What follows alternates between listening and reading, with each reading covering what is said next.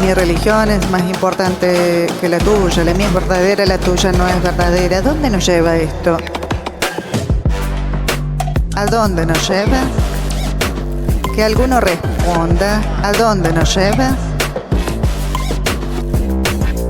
Todas las religiones son un camino para llegar a Dios, llegar a Dios.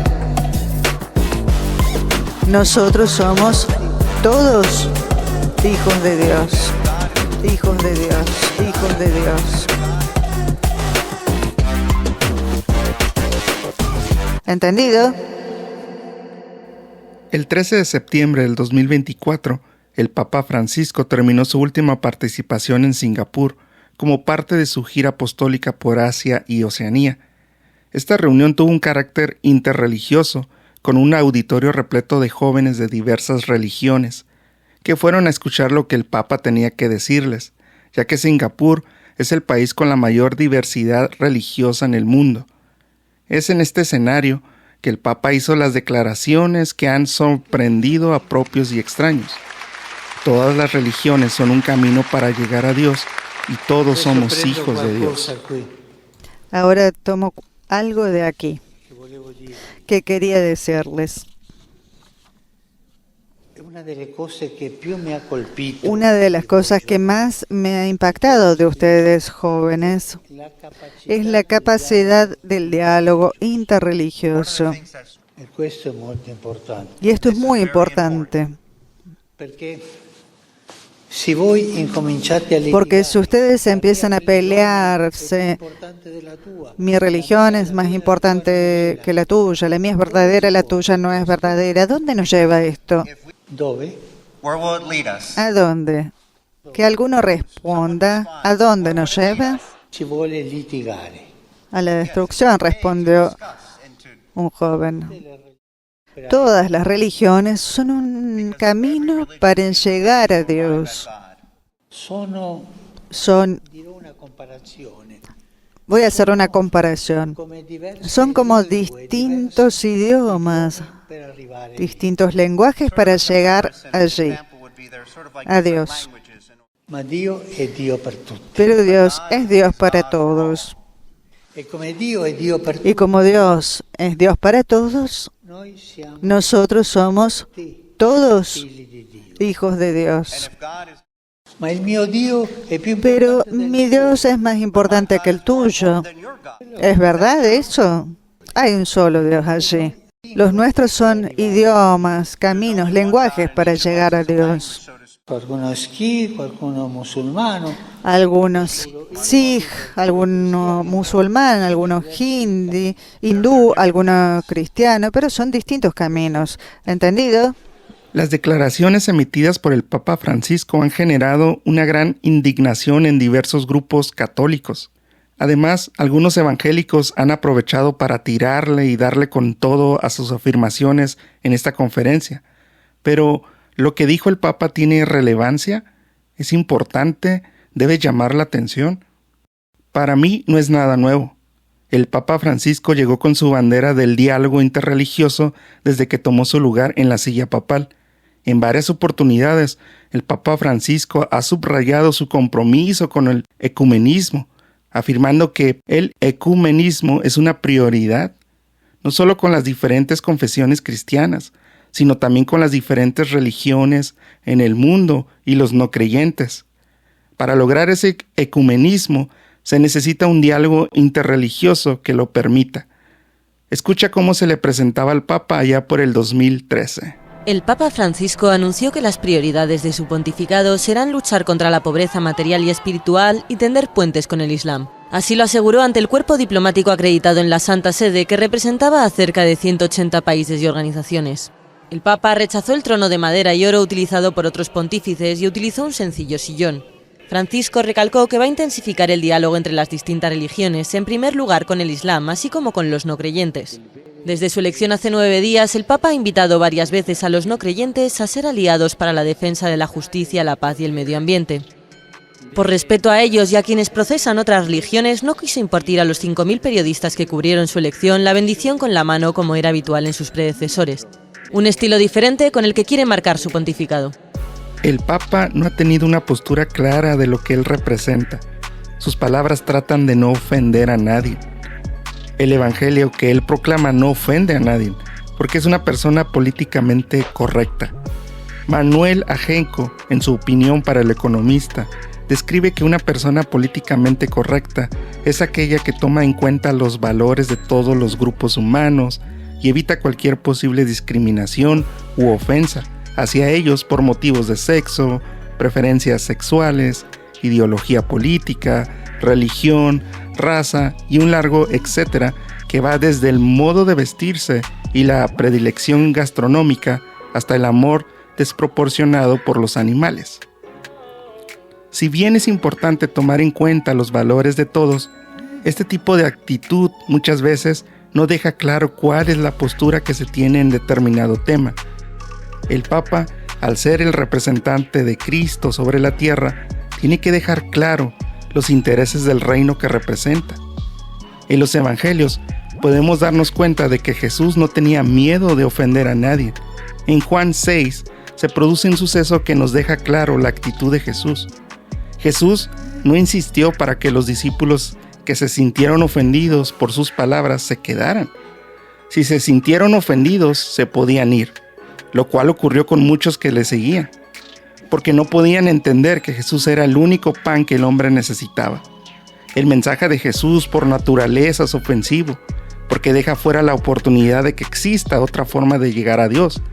Muchos religiosos de la época se ofendieron con el mensaje y la respuesta que Jesús daba a la religión judía. Sin embargo, este vicario de Cristo no está dispuesto a ofender a nadie con la verdad de Dios. Y todo lo maquilla con un supuesto amor que nos debemos de tener unos a otros. La mayor parte de los habitantes del planeta se declaran creyentes. Esto debería provocar un diálogo entre las religiones. No debemos dejar de orar por él y colaborar con quienes piensan distinto. Confío en Buda. Creo en Dios. Creo en Jesucristo. Creo en Dios, Alá. Muchos piensan distinto, sienten distinto, buscan a Dios o encuentran a Dios de diversa manera. En esta multitud, en este abanico de religiones, hay una sola certeza que tenemos para todos. Todos somos hijos de Dios. Creo en el amor. Creo en el amor. Creo en el amor. Creo en el amor. ¡Ay, el amor! El amor. Qué bonito es el amor. Pero, ¿de qué tipo de amor estamos hablando?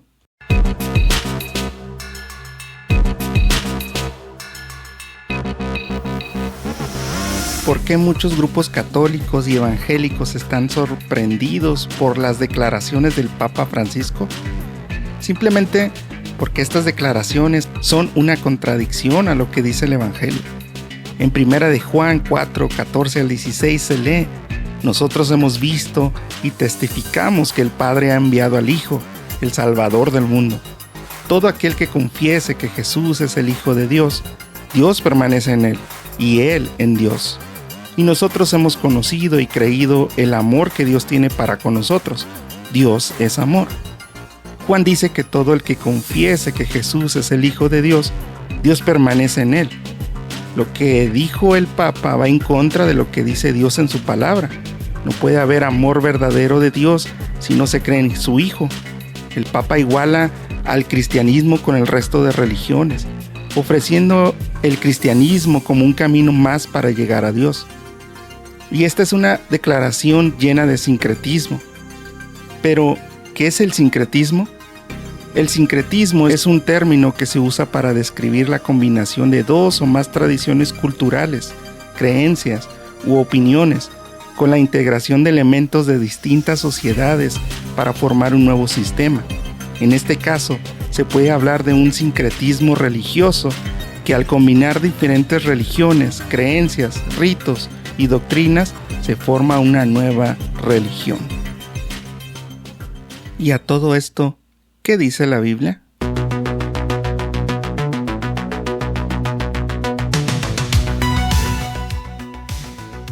La Biblia es clara y señala que no todos son hijos de Dios. Juan dice que Jesús vino a los suyos y los suyos no le recibieron.